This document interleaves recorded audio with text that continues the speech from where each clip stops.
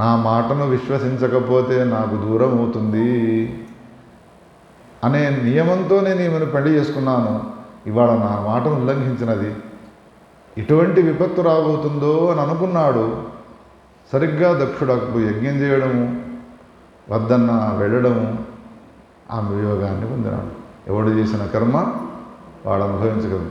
నిజానికి దక్షునికి ప్రాణదానం చేసినటువంటి ప్రభువు అఘటిత ఘటన పటియసి మాయ తన అధీనంలో ఉన్నప్పటికీ కూడా, సతీదేవికి ప్రాణదానం చేసే లక్షణం ఉన్నప్పటికీ కూడా ఎందుకోసం ఆమెను రక్షించలేదు అనంటే అక్కడ జరిగినటువంటి ఘటనను మనం జ్ఞాపకం చేసుకోవాలి.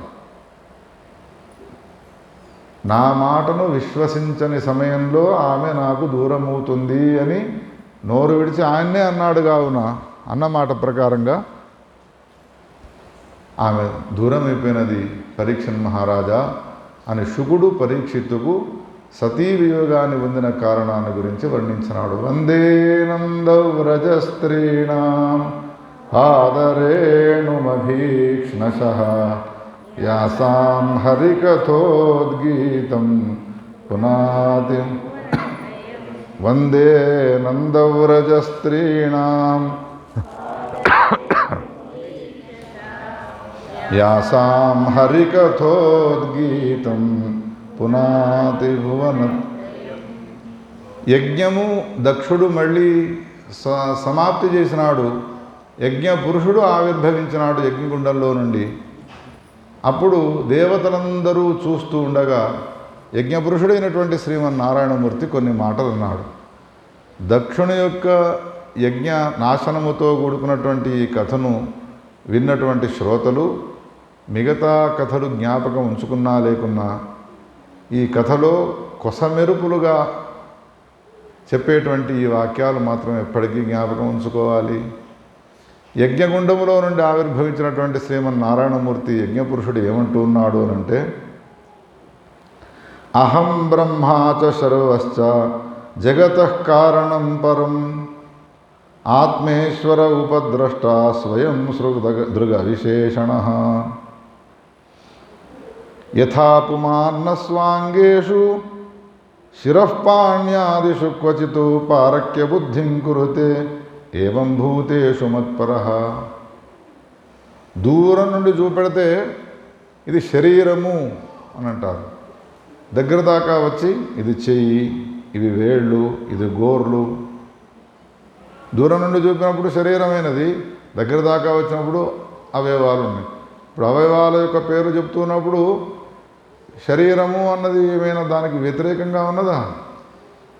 ఎట్లా లేదో ఒకటే శరీరము, ఒకటే పరమాత్మకు సంబంధించిన స్వరూపము క్రియాభేదముల చేత ఆయా పేర్లను కలిగి ఉన్నది. సృష్టి చేసే సమయంలో బ్రహ్మ అని అంటారు, పరిపాలించే సమయంలో విష్ణుమూర్తి అనే పేరుతో పిలుస్తారు, సంహారం చేసే సమయంలో రుద్రుడు అనే పేరుతో పిలుస్తారు. ఉన్నది ఒకటే. త్రయాణమేక భావానాం యో న పశ్యతి వై భిదాం సర్వభూతాత్మనాం బ్రహ్మన్ సశాంతిమధిగచ్చతి. బ్రహ్మ విష్ణు మహేశ్వరులలో భేదభావాన్ని పక్కన పెట్టి అభేదాన్ని ఎవడైతే చూస్తాడో వానికి మాత్రమే శాంతి లభిస్తుంది. ఈనాటి నుండి మీరంతా కూడా ఈ విషయాన్ని తెలుసుకోండిరా దేవతలారా అని యజ్ఞపురుషుడు శివకేశవుల యొక్క అభేదాన్ని గురించి తెలియజేసి యజ్ఞాన్ని ఆచరించినటువంటి దక్షునికి యజ్ఞ ఫలాన్ని అనుగ్రహించి అంతర్ధానమైపోయినాడయ్యా పరీక్షణ్ మహారాజా అని శుకుడు పరీక్షిత్తుకు ఈ కథాభాగాన్ని వినిపించినాడు. శ్రీకృష్ణ గోవింద హరే మురారే హే నాథ నారాయణ హే నాథ నారాయణ వాసుదేవ హే నాథ అచ్యుతం కేశవం రామనారాయణం కృష్ణ దామోదరం వాసుదేవం హరిం అచ్యుతం కేశవం రామనారాయణం కృష్ణ దామోదరం వాసుదేవం హరిం. నిజంగా మనం ఎంత ధన్యాత్ములము, మనకు జన్మనిచ్చిన తల్లిదండ్రులు ఎంత ధన్యులు. శృంగేరి మహాక్షేత్రంలో గురువుగారుల యొక్క పరిపూర్ణ అనుగ్రహాన్ని పొంది భాగవతాన్ని అమృతముగా ఆస్వాదిస్తున్నటువంటి మనకు ఈ రోజున శివుని కథ రావడం ఇది కాకతాళీయం. ఎందుకో తెలిసిన ఈరోజు 2 విశేషాలు ఉన్నాయి. ఒకటి పక్షప్రదోషము, 2 మాస శివరాత్రి. సామాన్యమైన రోజుల్లో వింటేనే కథ ఫలాన్ని ఇస్తుంది అని అంటే, ఒక క్షేత్రంలో ఒక గురువుగారి సన్నిధానంలో ఒక మాస శివరాత్రి పక్షప్రదోషం కూడా శివునికి సంబంధించినదే. అతః ప్రదోషే శివ ఏక ఏవ పూజ్యో అథ నాన్యే హరిపద్మజాద్యా. శివుడు ప్రేమించే లక్షణం గలవాడు. ఎవరిని ప్రేమిస్తాడు అని అంటే తన భార్యను ప్రేమిస్తాడు. ఎట్లా ప్రేమిస్తాడు?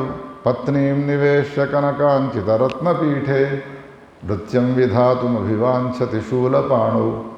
పట్టుపీతాంబరాన్ని ధరించి జయ విజయులు 64 కోటి యోగిని గణాలు చామరాలను వీచుతూ ఉండగా తాంబూలాన్ని నోటి నిండా వేసుకొని కాలుపైన కాలు వేసుకొని కూర్చొని ఉంటే మహారాణి వలె ఆమెకు సంతోషాన్ని కలిగించడానికై నృత్యం విధాతుమభివాంఛతి శూలపాణు.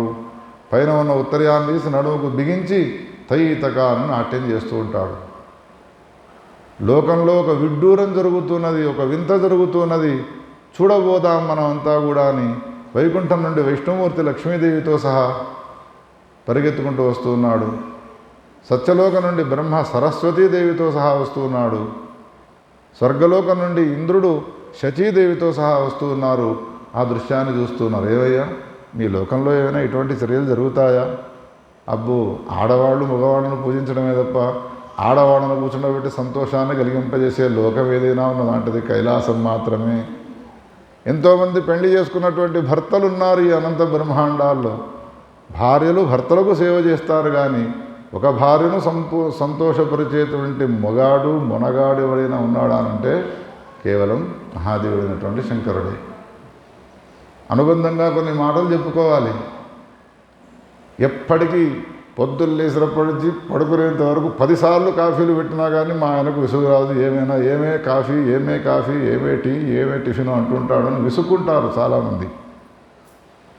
ఇక పార్వతీదేవి విషయానికి వస్తే ఏమండి, ఏం వంట చేయమంటారు ఈనాడు? ఇవాళ శనివారం ఉపవాసమే. ఇంకోనాడు వస్తుంది, ఏమండి ఏం వంట చేయమంటారు ఈనాడు? ఈరోజు ఏకాదశి, ఈనాడు పరశురామ జయంతి, ఈనాడు వామన ద్వాదశి. నారాయణమూర్తికి ఎన్ని పండుగలు ఉన్నాయో 300 అన్ని రోజులు ఉపవాసం. ఉపవాసం ఉన్న రోజులు వంటింటికి తాళం వేస్తే ఆడవాళ్ళకి ఎంత సంతోషం అవుతుంది? ఆ ఒక్క పని లేదు అంటే ఇంకేం చేస్తారు? వచ్చి కూర్చొని శ్రీకృష్ణ గోవింద హరే మురారే హే నాథ నారాయణ. నిరంతరము పని చెప్పుతూ విసిగించే మొగడు మంచివాడా? ఏ పని చెప్పకుండా సంతోషపెట్టేటువంటి మగవాడు నిజమైనటువంటి మొగడా?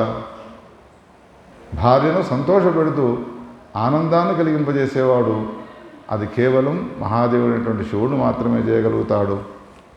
ఆదర్శ దాంపత్యం అనేటువంటిది వాళ్ళ యొక్క ఉపాసన ద్వారా మనకు లభిస్తుంది అనే విషయాన్ని మనమంతా కూడా గమనించాలి శ్రోతలారా. ఈనాడు పక్షప్రదోషము, మాస శివరాత్రి. దీన్ని పురస్కరించుకొని సన్నిధానం వారు వెళ్ళి కిగ్గలో ఉన్నటువంటి ఆ ప్రభు అయినటువంటి మహాదేవునికి ఋష్యశృంగుని రూపంలో ఉన్నటువంటి అతనికి కమలాలతో పూజించడం ఎంత అఘటిత ఘటన. ఇదంతా కూడా కాకతాళీయం. ఇప్పటికీ నాకు ఇంకా తెలివి రావడం లేదు, నిజంగా మనం శృంగేరిలోనే ఉన్నామా ఇంకెక్కడైనా ఉన్నామా అనేటువంటి భావమే. 2 రోజులు గడిచినా కానీ ఒక దివ్యమైనటువంటి అనుభూతి కలుగుతున్నది. సద్గురునాథ భగవానికి. ఆ తరువాత ధ్రువోపాఖ్యానాన్ని చెప్పినాడు శుకుడు పరీక్షణ్ మహారాజు గారికి. ఏ కథను చెప్పినా కానీ ఆ కథ యొక్క పరమ తాత్పర్యం ఏది అంటే పరమాత్మ సాక్షాత్కారానికి సంబంధించినదే అయి ఉంటుంది. ప్రియవ్రతుడు ఉత్తానపాదుడు అని స్వయంభవమనుకు 2 కుమారులు ఉన్నారు. అందులో ప్రియవ్రతునికి సంబంధించినటువంటి వృత్తాంతాన్ని ముందు చెప్పబోతూ ఉన్నాను. ఉత్తానపాదునికి సంబంధించినటువంటి వృత్తాంతాన్ని చెప్తాను వినవయ్యా పరీక్షణ్ మహారాజా. ఉత్తానపాదుడు వివాహం చేసుకున్నాడు.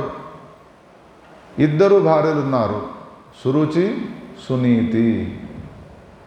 ఇద్దరికీ కూడా సంతానం కలిగినది. సురుచికి ఉత్తముడు అనే పేరు గల కుమారుడు పుట్టినాడు, సునీతికి ధ్రువుడు అనే పేరు గల కుమారుడు జన్మించినాడు. చిన్నతనంలో పిల్లలు ఆటలాడుకుంటూ ఉంటారు. సురుచి యొక్క కుమారుడు అయినటువంటి ఉత్తముడు ఆడుకుంటూ ఆడుకుంటూ ఒకనాడు తన తండ్రి గారి ఉత్తానపాదం యొక్క తొడలపైన ఎక్కి ప్రేమను చూరగొంటూ ఉన్నాడు. సునీతి కుమారుడైనటువంటి ధ్రువునికి కూడా తన తండ్రి తొడలపైకి ఎక్కాలి, ఆ ప్రేమను తాను కూడా చూరగొనాలి అనేటువంటి కోరిక కలిగినది. పరిగెత్తుకుంటూ వెళ్ళి తండ్రి తొడపైన ఎక్కబోతూ ఉంటే సురుచి ధ్రువుని యొక్క చేతులు బట్టి బలవంతాన లాగి నేలపైన విసిరి కొట్టినది. కోపముతో చూస్తున్నాడు ధ్రువుడు. ఆవేశంతో ఆమె మాట్లాడుతున్నది.